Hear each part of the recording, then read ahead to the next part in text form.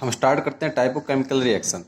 तो chemical reaction the various type of chemical reaction are, यहाँ पे आपके 5 टाइप है केमिकल रिएक्शन के। पहला combination reaction, second decomposition reaction, third displacement reaction, fourth double displacement reaction, fifth oxidation and reduction reaction, जिसके combined reaction को क्या बोलते हैं हम, रिडॉक्स रिएक्शन। आगे पढ़ेंगे हम इसके बारे में, पहले हम स्टार्ट करते हैं कम्बिनेशन रिएक्शन के बारे में। तो कम्बिनेशन रिएक्शन क्या होती है, डेफिनेशन क्या कहती है इसकी, the chemical reaction in which 2 या more reactant combine together to form a single product is known as combination reaction. यानी क्या कहती है, एक रिएक्शन इन विच 2 या मोर, यानी 2 या 2 से ज़्यादा रिएक्टेंट क्या होते हैं, कंबाइन होते हैं, क्या बनाते हैं, सिंगल प्रोडक्ट बनाते हैं, तो वो क्या कहलाता है, हमारा कम्बिनेशन रिएक्शन। देखो एग्जांपल जैसे CaO प्लस H2O, 2 रिएक्टेंट है, मिलके सिंगल क्या बनाया, प्रोडक्ट, यानी 2 रिएक्टेंट ने मिलके एक क्या बनाया, प्रोडक्ट, तो वो हमारा क्या कहलाता है, कम्बिनेशन रिएक्शन। ठीक है, जैसे reactant A plus reactant B, product क्या बना, प्रोडक्ट क्या बना, C। ठीक है, एक और एग्जांपल लेते हैं, जैसे burning of coal, carbon plus O2 क्या बना, CO2, 2 reactant make single product, it is known as combination reaction. ठीक है, formation of water from H2 and O2, H2 plus O2 क्या बनाया, H2O, यानी water, 2 reactant make a single product, it is known as combination reaction. ठीक है, एक और चीज देखने की चीज है इसके अंदर कि the combination reaction are exothermic. Exothermic का मतलब क्या होता है, एग्जिट हीट, हमने इसके बारे में पहले पढ़ लिया है कि एक्सोथर्मिक रिएक्शन क्या होती है, ये आपकी हीट टाइप होते हैं। ठीक है, फर्स्ट आपका क्या होता है, एक्सोथर्मिक, सेकंड क्या होता है, एंडोथर्मिक, उसके बारे में हम आगे एक बार फिर पढ़ेंगे दोबारा। ठीक है, तो आपके जो कम्बिनेशन रिएक्शन है उसको क्या बोलते हो, एक्सोथर्मिक, यानी जब रिएक्टेंट मिलके एक प्रोडक्ट बनाते हैं ना, तब उसमें से क्या प्रोड्यूस होती है, हीट। ठीक है, आगे देखो डीकम्पोजिशन रिएक्शन, इसकी डेफिनेशन क्या बोलती है कि the chemical reaction in which single reactant break down to give 2 या more simpler product is called decomposition reaction. यानी कि chemical reaction in which single reactant, यानी एक रिएक्टेंट ब्रेक, टूट जाता है, कितने पार्ट में, 2 या मोर प्रोडक्ट में, वो हमारी क्या कहलाता है, डीकम्पोजिशन रिएक्शन। अब देखो अगर सिंगल रिएक्टेंट है, उसको ब्रेक करने के लिए क्या चाहिए, हीट चाहिए, और आपकी हीट कई फॉर्म में हम उसको क्या करते हैं, देते हैं। डीकम्पोज, यानी जो रिएक्टेंट अपने आप को क्या कर ले, डीकम्पोज कर ले, वो आपका क्या कहलाता है, डीकम्पोजिशन रिएक्शन। एग्जाम्पल देखो जैसे CaCO3 हीट देने के बाद किस में ब्रेक डाउन होगा, CaO में, और किस में, CO2 में। तो लाइमस्टोन आपका क्विक लाइम और कार्बन डाइऑक्साइड में क्या हो गया, ब्रेक हो गया। तो यानी सिंगल रिएक्टेंट कितने पार्ट में डिवाइड हो गया, 2 पार्ट में, तो आपका क्या कहलाता है, डीकम्पोजिशन रिएक्शन। ठीक है, तो आपकी decomposition reaction are many type, यानी कि हीट देने के जो आपका प्रोसेस होता है ना, वो आपका 3 टाइप में क्या करते हैं, डिवाइड कर दे इसको। पहला थर्मल, फिर फोटोलाइटिक, फिर इलेक्ट्रोलाइटिक। थर्मल के अंदर आपकी थर्मल टाइप हीट दी जाती है, फोटोलाइटिक में लाइट फॉर्म में, और इलेक्ट्रोलाइट में इलेक्ट्रिकल फॉर्म में हीट।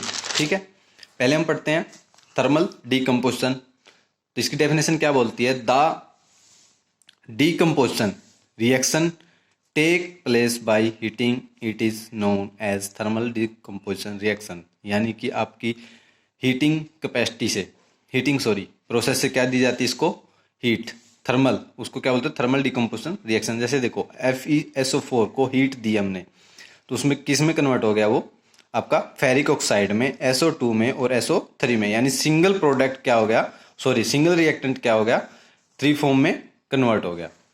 ठीक है, PbNO3 को हीट देने के बाद किस में कन्वर्ट हो गया, लेड ऑक्साइड, आपका नाइट्रोजन डाइऑक्साइड और ऑक्सीजन में।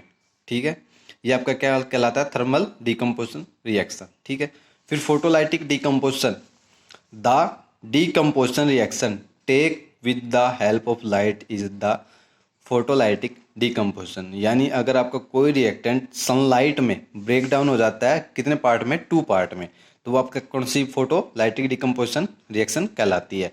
जैसे सिल्वर क्लोराइड व्हाइट कलर का था, सनलाइट में किस में कन्वर्ट हो गया, सिल्वर और क्लोराइड में, तो आपका जो सिल्वर का कलर कैसा चेंज हो गया, ग्रे। ठीक है, एक और एग्जांपल सिल्वर ब्रोमाइड लाइट की उसमें प्रेजेंस में किस में कन्वर्ट हो जाता है, सिल्वर और ब्रोमीन में। ठीक है, तो आपका ये क्या कहलाती है, फोटोलाइटिक डिकम्पोजिशन, ठीक है। तो देखो these reaction are use in black and white photography. आपके ये दोनों रिएक्शन किस चीज़ में यूज होती है, आपकी फोटोग्राफी के अंदर, ठीक है। Electrolytic decomposition reaction, the decomposition reaction in which the electricity is use is known as electrolytic decomposition reaction.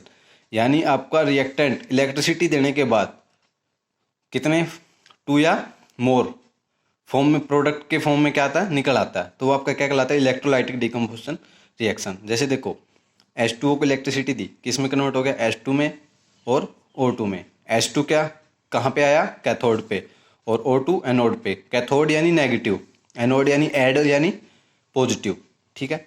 तो आपकी decomposition reaction in which energy is absorb, so this is known as endothermic reaction. देखो हमने exothermic reaction के बारे में पढ़ा था, अब हम एंडोथर्मिक यानी जो क्या करती है, हीट इन होती है, यानी एक रिएक्टेंट को तोड़ने के लिए उसको हीट दी जाती है, वो क्या कहलाती है, आपकी एंडोथर्मिक रिएक्शन, ठीक है। तो आपकी डिकम्पोजिशन रिएक्शन क्या भी है, एंडोथर्मिक रिएक्शन भी है, ठीक है।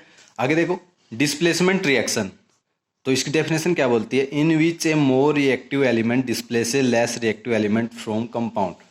यानी कि आपका जो मोर रिएक्टिव एलिमेंट होता है ना, वो क्या करता है, डिस्प्लेस कर देता है किसको, लेस रिएक्टिव एलिमेंट को, फ्रॉम कंपाउंड, उसके कंपाउंड में से। वो क्या कहलाता है, डिस्प्लेसमेंट। यानी क्या करता है, वो एक एलिमेंट को क्या करता है, डिस्प्लेस कर देता है उसकी जगह से, और खुद क्या हो जाता है वहाँ पे अटैच, तो वो आपका क्या कहलाता है, डिस्प्लेसमेंट रिएक्शन। देखो एग्जाम्पल जैसे आयरन कॉपर सल्फेट, तो जब दोनों की रिएक्शन होती है तो क्या बन जाता है, फेरस सल्फेट बन गया ना।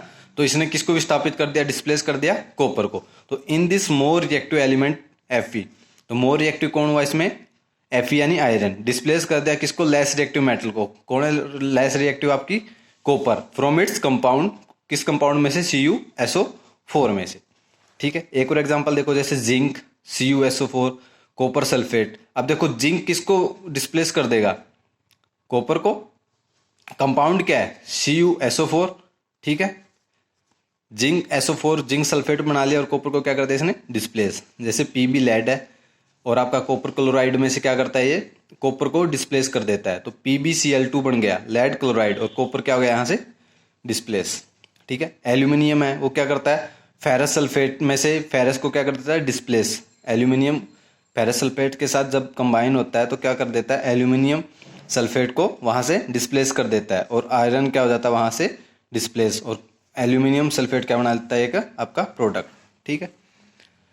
तो द अबो मेटल डिस्प्लेस, देखो मेटल ही मेटल को क्या कर रही है, डिस्प्लेस कर रही है। तो ये कौन सी फॉर्म होगी आपकी, metal from compound is say that metal displacement reaction, और इसी को हम क्या बोलते हैं, मेटल डिस्प्लेसमेंट रिएक्शन, ठीक है। जब नॉन मेटल डिस्प्लेस होती है तो वो क्या कहलाती है, नॉन मेटल डिस्प्लेस। जैसे 2 एग्जाम्पल ले लेते हैं हम, E और F।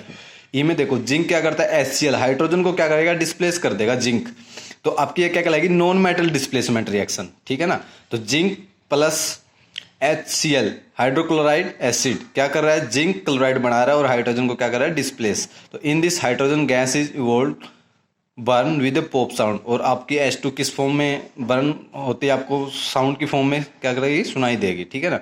Cl2 प्लस KBr यानी क्लोराइन पोटासियम ब्रोमाइड, तो Cl2 क्या कर रहा है, Br यानी ब्रोमीन को क्या कर रहा है, डिस्प्लेस कर रहा है, और आपका जो क्लोरीन और पोटासियम मिलके क्या बना रहे हैं, पोटासियम क्लोराइड, और ब्रोमाइन क्या हो गया, यहाँ से डिस्प्लेस हो गया, ठीक है। The E and F example are non metal displacement reaction, और आपका E और F क्या कहलाते हैं फिर, नॉन मेटल, यानी यहाँ पे एक आपका क्या है, रिएक्टेंट नॉन मेटल आपका यूज हो रहा है, ठीक है ना।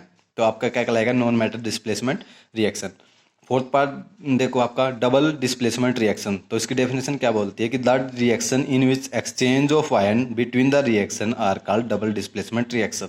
यानी जहां पे क्या हो रहा है, एक्सचेंज ऑफ आयन हो रहे हैं ना, रिएक्टेंट प्रोडक्ट बना रहे हैं, तो प्रोडक्ट में जो उनका किस वजह से प्रोडक्ट बना, आयन चेंज की वजह से, यानी उनके बीच में एक्सचेंज किस चीज का हुआ, आयन का, तो आपका क्या कहलाता है, डबल डिस्प्लेसमेंट रिएक्शन।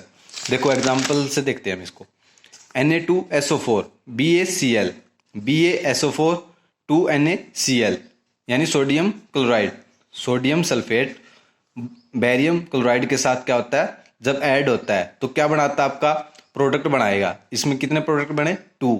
तो यहाँ पे हम एक चीज देखते हैं कि आपका BaSO4 है ना, वो किस रूप में आया, प्रेसिपिटेट में, यानी ठोस, एस सॉलिड। ए क्या फॉर्म में था, रिएक्टेंट में, और किस फॉर्म में निकल के आ गया, सॉलिड फॉर्म में, ठीक है ना। तो विच रिएक्शन, और रिएक्शन क्या हुई, देखो SO4 के पास क्या था, 2 नेगेटिव साइन आयन था, और Ba के पास क्या था, 2 प्लस था। अब जब दोनों कंबाइन होंगे, इसको भी 2 एक्स्ट्रा, 2 की जरूरत, ऐसे ये दोनों के पास आयन का, तो BaSO4 क्या हो जाएगा, एक रिएक्शन आपकी प्रोडक्ट की फॉर्म में निकल आएगी, ठीक है ना। तो प्रेसिपिटेट क्या कहलाता था, insoluble substance form is known as precipitate, यानी जो ठोस फॉर्म में इनसोल्यूबल हो किसी भी लिक्विड के अंदर, वो आपका क्या कहलाता है, प्रेसिपिटेट, ठीक है ना। आगे हम देखते हैं ऑक्सीडेशन एंड रिडक्शन, ये हम आगे पढ़ेंगे नेक्स्ट पार्ट में। यहीं तक हमारी वीडियो क्या करते हैं अभी समाप्त।